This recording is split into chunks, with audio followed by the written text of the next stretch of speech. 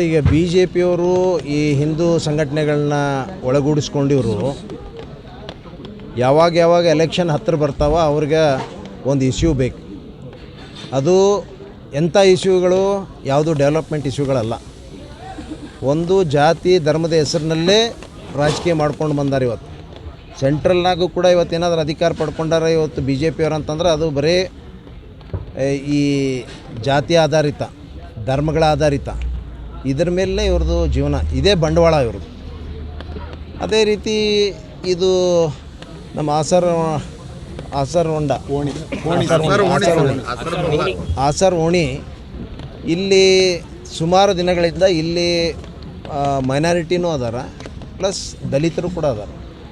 ಅವ್ರಿಗೆ ಒಂದು ಸರಿಯಾದಂಥ ಇಲ್ಲಿ ರಸ್ತೆ ಇರಲಿಲ್ಲ. ಭಾಳ ಜನರು ಮಳೆಗಾಲ ಬಂತಂದ್ರೆ ನೀರೆಲ್ಲ ಇದೆಲ್ಲ ಪೂರ ನೀರಿನ ತಗ್ಗು ಪ್ರದೇಶ ಇದೆ. ನೀರೆಲ್ಲ ನಿಂತ್ಕೊಂಡು ಯಾರಿಗೂ ಓಡಾಡೋಕ್ಕಾಗ್ತಿರ್ಲಿಲ್ಲ. ಈ ಹಿಂದೆ 2010ರಲ್ಲಿ ಕೂಡ ಪಾಂಡುರಂಗ ಪಾಟೀಲ್ ಅವರು ಕೂಡ ಇದು ಸುತ್ತಮುತ್ತಲಿನ ಪ್ರದೇಶ, ಇವತ್ತು ಏನು ನಮ್ಮ ದೇವಸ್ಥಾನ ಭವಾನಿ ಶಂಕರ ದೇವಸ್ಥಾನ, ಪವಿತ್ರವಾದಂಥ ಒಂದು ಭವಾನಿ ಶಂಕರ ದೇವಸ್ಥಾನ ಇದೆ. ಅದೊಂದು ಆರ್ಕಿಯಾಲಜಿ ಡಿಪಾರ್ಟ್ಮೆಂಟಿಗೆ ಸಂಬಂಧಪಟ್ಟಂಥ ಅವರು ಲಿಮಿಟೇಷನ್ ಕೂಡ ಈಗಾಗಲೇ ಮಾರ್ಕಿಂಗ್ ಕೂಡ ಮಾಡಿದ್ದಾರೆ. ಇಷ್ಟೆಲ್ಲ ಇದ್ದಾಗ ಕೂಡ ಇಲ್ಲೇನಾದರೂ ಡೆವಲಪ್ಮೆಂಟ್ ಡಿಸ್ಟೆನ್ಸ್ ಏರಿಯಾದಲ್ಲಿ ಏನಾದರೂ ಮಾಡಬೇಕಾದ್ರೆ ಅದು ಕೆಲವು ಅವ್ರ ಪರ್ಮಿಷನ್ ತೊಗೊಳ್ಬೇಕು ಅನ್ನೋಂಥದ್ದು ಇದೆ. ಆದರೆ ಹಿಂದೆ 2010ರಿಂದ ಇಲ್ಲಿ ಸುಮಾರು ಕಾಮಗಾರಿಗಳೆಲ್ಲ ಕೂಡ ನಡೆದಿದೆ.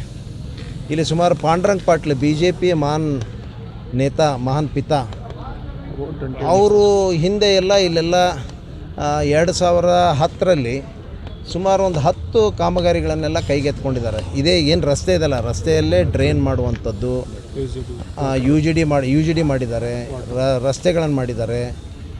ಇವನ್ನೆಲ್ಲ ಮಾಡಿದರೂ ಕೂಡ ಇವತ್ತು ಆ್ಯಸ್ ಯೂಸಲ್ಲು ಎಲ್ಲ ನಾರ್ಮ್ಸ್ ಪ್ರಕಾರ ಉಡಾನಲ್ಲಿ CDPನಲ್ಲಿ ಇದು ರಸ್ತೆ ಅನ್ನುವಂಥದ್ದು ಕಾಣಿಸಿದ್ದಾರೆ.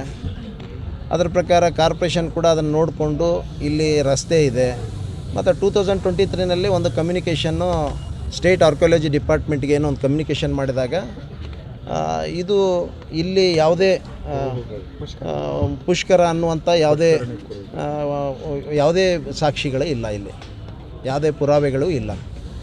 ಇದನ್ನೆಲ್ಲ ನೋಡಿಕೊಂಡೇ ಸರ್ಕಾರ ಕೂಡ ಈಗ ಮೊನ್ನೆ ಇದನ್ನೊಂದು ರಸ್ತೆ ಮಾಡಲಿಕ್ಕೆ ನಾರ್ಮ್ಸ್ ಪ್ರಕಾರ ಇದನ್ನು ಒಂದು ವರ್ಕ್ ಆರ್ಡ್ರ್ ಕೂಡ ಇಶ್ಯೂ ಮಾಡಿದ ಮೇಲೆ ಯಾರೋ ಒಬ್ಬನು ಇದೇ ಇಶ್ಯೂನ ತಗೊಂಡು ಇಲ್ಲಿ ಏನಾದರೂ ದಾನ್ಲೆ ಮಾಡಬೇಕನ್ನೋಂಥ ದುರುದ್ದೇಶ ಇಟ್ಕೊಂಡು ಜಾತಿ ಧರ್ಮದ ಹೆಸರಿನಲ್ಲಿ ಇದೊಂದು ಇಶ್ಯೂ ಬೇಕಾಗಿತ್ತು ಅವ್ರಿಗೆ. ಯಾಕಂದ್ರೆ ಈಗ ಈದ್ಗಾ ಮೈದಾನದ್ದೆಲ್ಲ ಮುಗಿದೋಗಿದೆ ಕತ್ತಿ, ಇವ್ರಿಗೆ ಮತ್ತೊಂದು ಎಲೆಕ್ಷನ್ ಮಾಡೋಕ್ಕೆ ಬೇಕಲ್ಲ ಏನಾದರೂ.